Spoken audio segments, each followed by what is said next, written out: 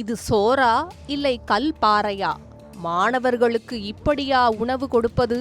தமிழ்நாட்டையே உலுக்கிய வீடியோ. உடனே நடவடிக்கை எடுத்த அமைச்சர் வன்னியரசு. நடந்தது என்ன?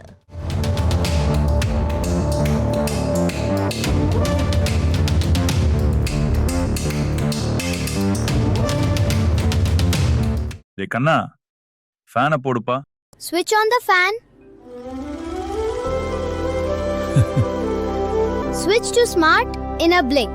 கரூரில் உள்ள சமூக நீதி விடுதியில் தரமற்ற உணவு வழங்கப்பட்டதாக மாணவர்கள் வெளியிட்ட வீடியோ தொடர்பாக அமைச்சர் வன்னியரசு மாணவர்களிடம் வீடியோ கால் மூலம் விசாரணை நடத்தினார். கரூர் மாநகராட்சிக்குட்பட்ட காந்தி கிராமம் பகுதியில் அரசு சமூக நீதி விடுதி செயல்பட்டு வருகிறது. இந்த விடுதியில் தான்தோன்றிமலை அரசு கலைக்கல்லூரியில் பயிலும் 100க்கும் மேற்பட்ட மாணவர்கள் தங்கி கல்வி பயின்று வருகின்றனர்.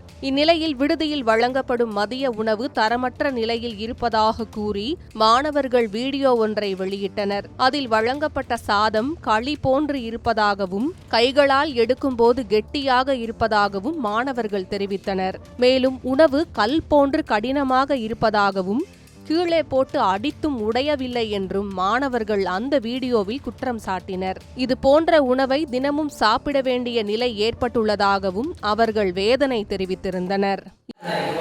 பாருங்க, ஹாஸ்டல் சாப்பாடு எடுத்து காமிக்க போறான்.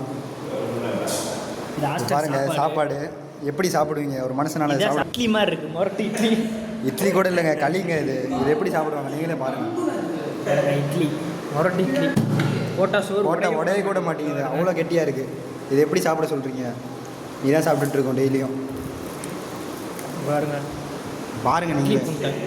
இந்த வீடியோ சமூக வலைதளங்களில் பரவிய நிலையில் இந்த விவகாரம் குறித்து சமூக நீதித்துறை அமைச்சர் வன்னியரசு விடுதியில் தங்கியுள்ள மாணவர்களை வீடியோ கால் மூலம் தொடர்பு கொண்டு நேரடியாக விசாரித்தார்.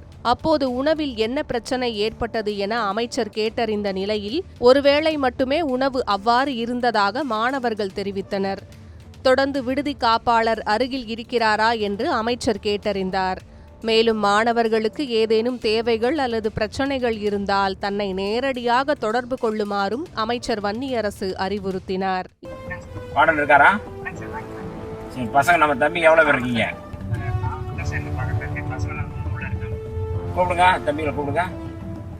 கூப்பிடுங்க நீங்க. இதனிடையே இந்த விவகாரம் தொடர்பாக ஆதிதிராவிடர் நலத்துறை இயக்குனர் செந்தில்ராஜ் கரூர் மாவட்ட ஆதிதிராவிடர் நலத்துறை அதிகாரி மற்றும் விடுதி காப்பாளரிடம் விசாரணை மேற்கொண்டுள்ளதாகவும் மாணவர்களின் தேவைகளை உடனடியாக சரி செய்து உணவு உள்ளிட்ட பிரச்சினைகளுக்கு உரிய தீர்வு காண அதிகாரிகளுக்கு அமைச்சர் அறிவுறுத்தியுள்ளார்.